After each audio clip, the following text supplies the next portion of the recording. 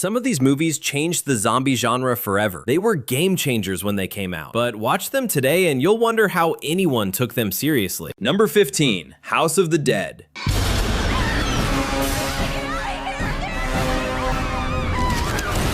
Now, the way to make it back alive is to send Uwe Boll directs a group of ravers trapped on an island full of zombies. The film literally cuts in footage from the Sega arcade game between action scenes. Not as a joke, as actual transitions. The actors fire guns in slow motion while the camera spins around them like a broken music video. Boll funded most of his films through a German tax loophole that let investors write off losses on movie productions. He made more money when movies flopped than when they succeeded. What now? We send them back to hell.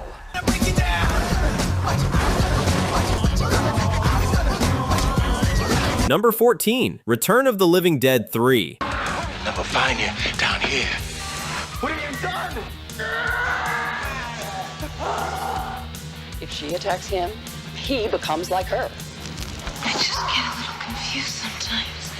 A teenager watches his girlfriend die in a motorcycle crash and sneaks her body into a military lab to bring her back using the trioxin gas from the first two films. She comes back. She starts craving human flesh. To stop the hunger, she pierces her own body with glass and metal because pain distracts her from the urge to eat people. In 1993, this felt edgy and romantic. Today, it plays like a music video that forgot it was supposed to be a horror movie. Director Brian Yuzna shot the whole thing in 20 days on a budget under $2 million. Damn it!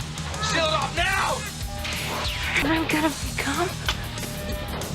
These poor dead bastards crave brains. She been dead. She give you something bad. It feels so good.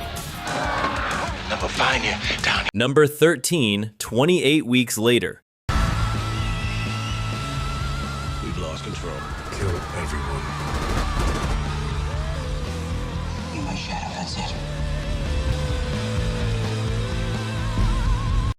The sequel to one of the greatest zombie films ever made. 6 months after the rage virus wiped out Britain, the US Army moves in to rebuild London. Then the infection breaks out again. The opening scene, Robert Carlyle abandoning his wife to save himself, is genuinely one of the best cold opens in horror. Everything after that is a mess. The shaky cam gets so aggressive you can't tell who is alive and who is infected. The CGI helicopter scene where a pilot mows down zombies with rotor blades looked silly in 2007 and looks worse now.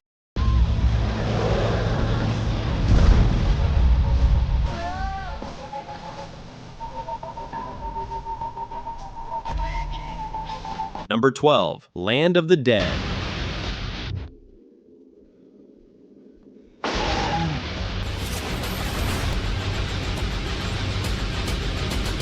George Romero returns with a $15 million budget and Dennis Hopper playing a rich tyrant in a fortress. The social commentary is classic Romero. The problem is the CGI blood. Every gunshot and explosion uses computer effects that look worse than his 1985 practical work on Day of the Dead. Tom Savini's handmade gore in the original trilogy made you feel sick. The digital blood here makes you feel nothing. Romero admitted in interviews he wasn't comfortable with the technology, but the studio pushed for it.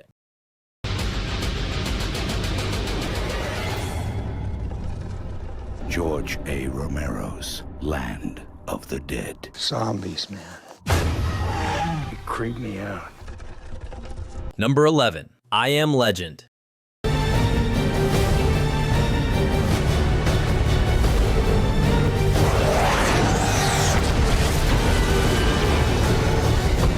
Will Smith wanders an empty New York City as the last man alive. The first hour is genuinely brilliant. Smith talking to mannequins and losing his dog is heartbreaking. Then the Darkseekers show up and the whole film falls apart. The CGI infected look like cartoon characters standing next to a real human being. Director Francis Lawrence originally shot the creatures using dancers and prosthetics. 1 week into filming, he scrapped the idea because they looked like mime artists running through a park. His exact Casting word, on all AM frequencies. If you are out there, if anyone is out there, please. Number 10, World War Z. Don't pretend. It's all coming back.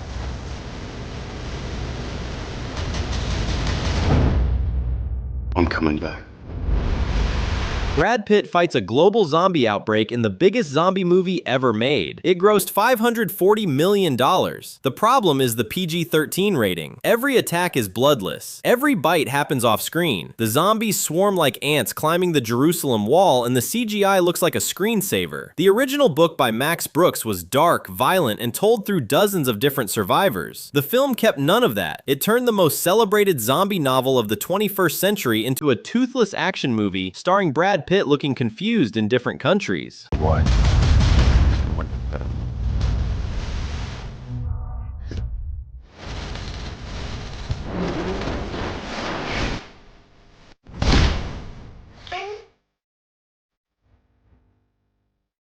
Number 9. Diary of the Dead.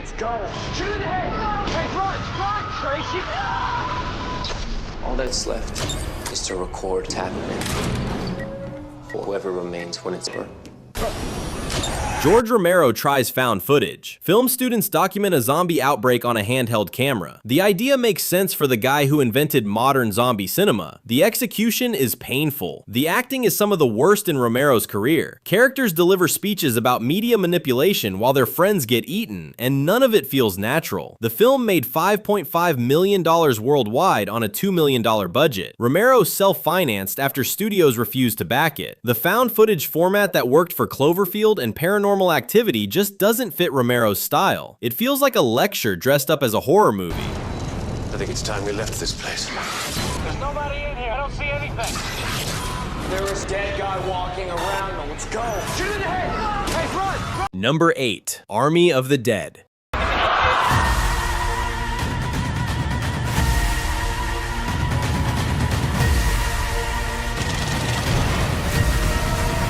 Zack Snyder returns to zombie cinema with a $90 million Netflix heist film set in quarantined Las Vegas. The premise sounds incredible. The execution is bloated. The film runs 2.5 hours and at least 40 minutes could be cut. Snyder shot it himself using vintage lenses that blur everything outside the center of frame. Faces go soft mid-conversation. Background characters turn into smudges. Across 148 minutes, it gives you a headache. The zombie tiger was a highlight, but the film never justifies its runtime. Netflix quietly shelved the planned sequel and expanded universe.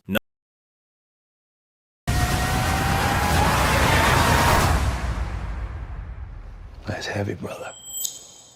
But I dig it. Number 7. Day of the Dead.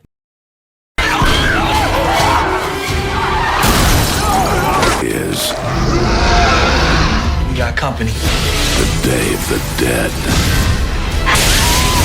Someone here is infected. Nick Cannon fights zombies that crawl on ceilings and sprint faster than cars. This remake shares nothing with Romero's 1985 original except the title. The CGI makes the infected look like rubber toys bouncing off walls. 0% on Rotten Tomatoes. Not one positive review out of every critic who watched it. Director Steve Miner had made decent horror before with Friday the 13th Part 2 and Halloween H20. Something went very wrong here. Ving Rhames appears for roughly 5 minutes before turning into a zombie himself. The film went straight to DVD, and the best thing about it is that most people have never heard of it. What are we gonna do? I'm not gonna die here. Nina Savari, Nick Cannon, and Vin Rhames. Those things are everywhere. The Dead. Number 6. Survival of the Dead.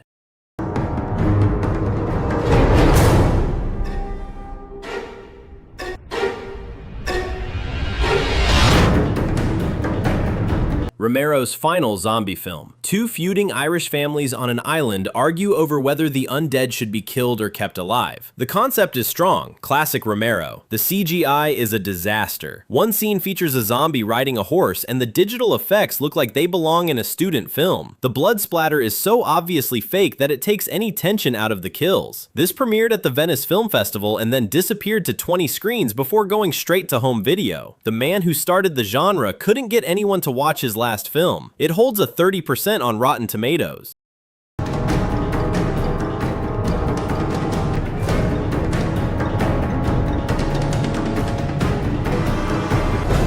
Don't! There's no way out. Will one of you give me some more bullets for this gun? Number 5. Zombie Strippers. Robert Englund. Jenna Jameson. Either got it or you don't, baby. What what about the girls, huh?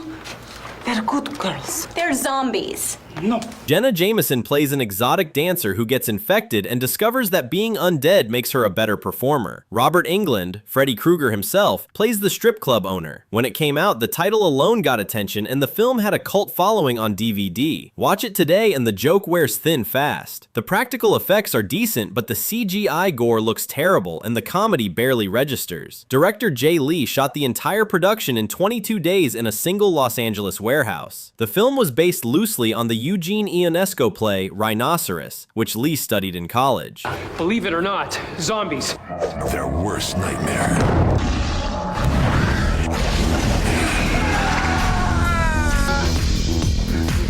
Robert Englund. Number 4. Pride and Prejudice and Zombies.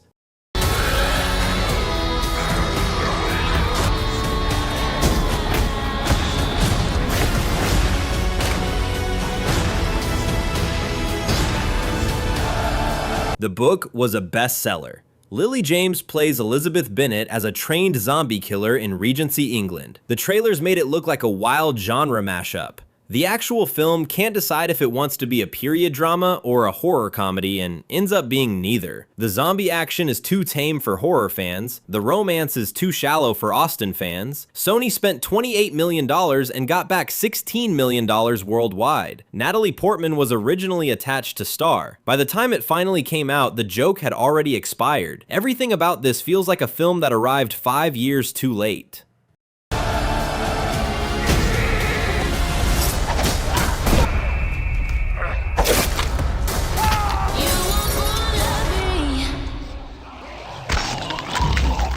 Number 3. Dead Snow.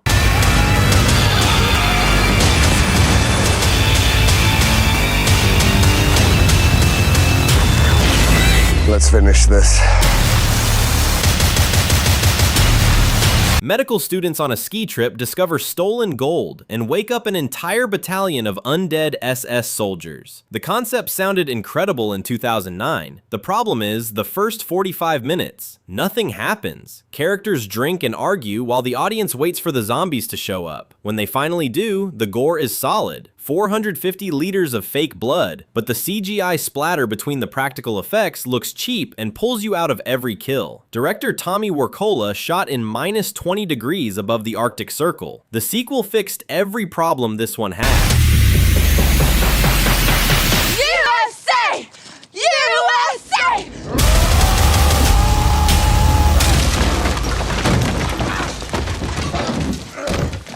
Number 2. Resident Evil: The Final Chapter. Dead, you and I.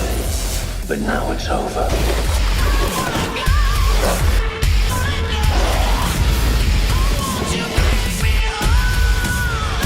The last film in the original Resident Evil franchise. After 6 films and over $1.2 billion worldwide, the series ends with some of the worst editing in modern cinema. The average shot length is less than 1 second. Action scenes are chopped into so many pieces that you physically cannot tell who is fighting who. During filming, a crew member was crushed to death by a Humvee on set, and Jovovich's stunt double Olivia Jackson lost an arm after a motorcycle accident. The film made $312 million.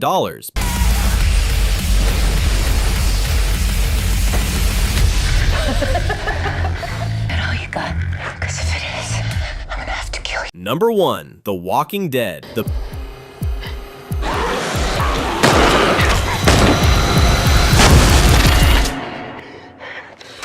Biggest zombie show in television history. At its peak, 17 million viewers per episode. By the final season, under 3 million. The show ran out of ideas around season 7 and spent 5 years proving it. Characters make the same mistakes over and over. New villains arrive, get defeated, and get replaced by slightly different villains. The CGI deer in season 7 became a meme for how bad the effects had gotten on a show with a $3.4 million per episode budget.